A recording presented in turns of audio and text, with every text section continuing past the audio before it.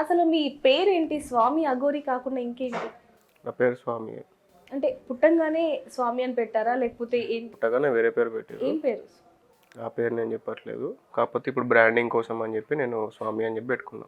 Branding కోసమా? అంటే branding అంటే మా మార్కెట్లో మనకు ఒక రికగ్నేషన్ ఉండాలి అని చెప్పేసి సద్గురు ఆయన పేరు సద్గురు అని పెట్టుకున్నాడు కదా, అట్లా నేను నా పేరు స్వామి అని పెట్టుకున్నాను. ఓకే, అంటే ఒక ఫేమ్ కోసం మీరు స్వామి అఘోరి అని పెట్టుకోవడం జరిగింది. నేను కూడా సద్గురు అని పెట్టుకోవచ్చు.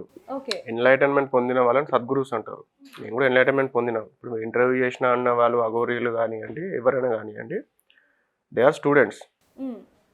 ఎన్లైటన్మెంట్ పొందడానికి ఎన్నో మార్గాలు ఉన్నాయి, ఎన్నో మెథడ్స్ ఉన్నాయి.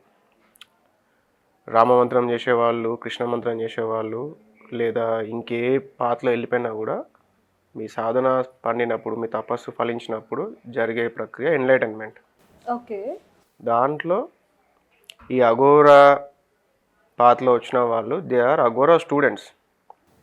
Just because they are looking in a certain way, talking in a certain way వల్ల they don't become Aghoris yet. Okay. ఇప్పుడు మీరు ఉన్నారు, మీ జర్నలిస్ట్ కాలేజ్లో ఉండే వాళ్ళు ఏమవుతారు? They are students of journalism, they are not journalist yet. అది పాస్ అయినప్పుడు మీరు సర్టిఫికేట్ చేసినప్పుడు మీరు ఒక ప్రొఫెషనల్ జర్నలిస్ట్ అన్నది అవుతారు. అట్లనే అఘోరా కూడా అఘోరా అన్న